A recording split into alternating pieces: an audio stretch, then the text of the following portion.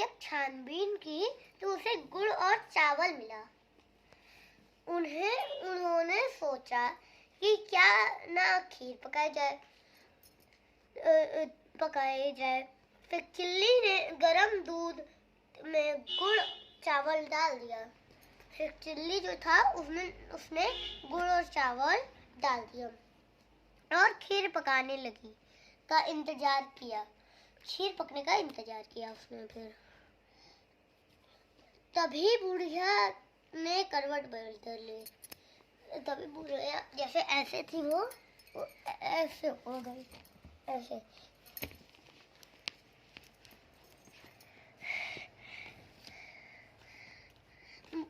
करवट बदली और उसका हाथ फिर चिल्ली पर गया की ओर फैल गया। चिल्ली को लगा कि वह खीर मांग रहे हैं। जब चिल्ली के ऊपर बुढ़िया हाथ ऐसे रखेगी तो उसे ऐसे ही लगेगा ना कि वो खीर मांग रही है। उन्होंने एक क्या कर रहे हो? पढ़ो बैठ के अपना। खीर बुढ़िया के हाथ में पलट दी। एक कलछुल जानते हैं, उसी में खीर ली और ऐसे पलट दी हाथ में। जैसे ही गरम खीर बुढ़िया के हाथ पर पड़ी, वह चीख पड़ी। जैसे ही गरम थी ना, वो चूल्हे पे थी, गरम थी। जैसे ही पड़ी तो एकदम बुढ़िया चीख पड़ी।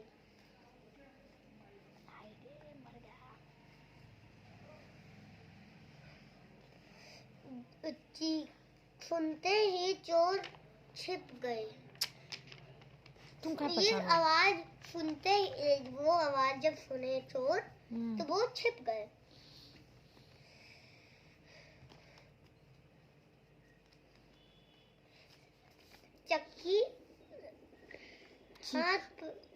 चीख सुनते ही चोर छिप गए।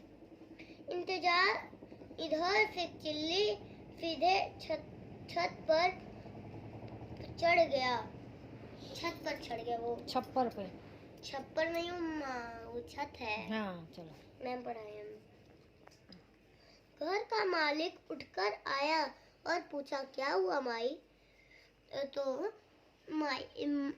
तो वो पूछा कि क्या हुआ माई? घर का मालिक पूछा। बुढ़िया बोली, मैं क्या जानूं बेटा, ऊपर वाले का मतलब हनुमान जी, ये सब की बात कर रही थी। फिर देखो, छत पर बैठा से चिल्ली ने सुनते तो कूदकर नीचे उतर गया।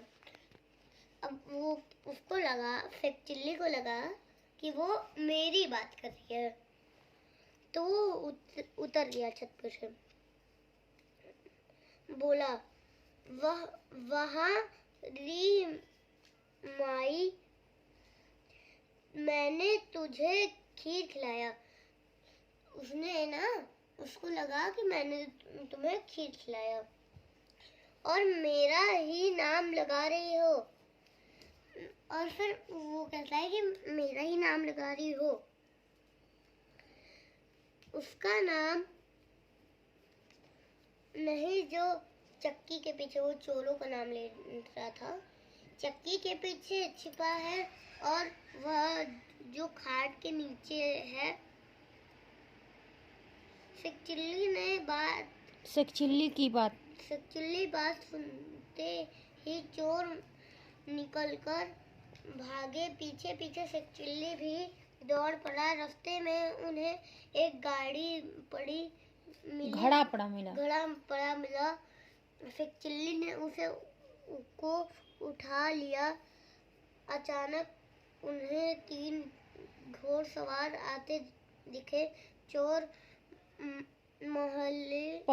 पहले से सदमे थे। वे पेड़ पर चढ़ गए। साथ चिल्ली भी पेड़ पर चढ़ गया। घोड़सवार ठीक उसी पेड़ के नीचे आकर रुके गए। वे डाकू थे जो लूट का माल बांटने के लिए रुके थे। डाकुओं को देखकर देखकर चिल्ली की फिट्टी पिट्टी गुम हो गई। क्या लिखा है? घबराहट के मारे उनके हाथ से घड़ा छूट गया और धड़ाम से जमीन पर गिरकर फूट गया। डाकू चौंक गए। उन्हें लगा कि पेड़ पर कोई भूत रहता है। डाकू भूत चीखते हुए भागे।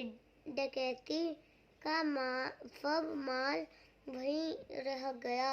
उनके जाते ही चोर और चिल्ली पेड़ पर से उतर उन्हें डकैती का माल आपस में बांटा लिया और अपने अपने घर लौट गए। तो ये था पार्ट 4 और ये खत्म हो जाता है अब पूरी कहानी समाप्त।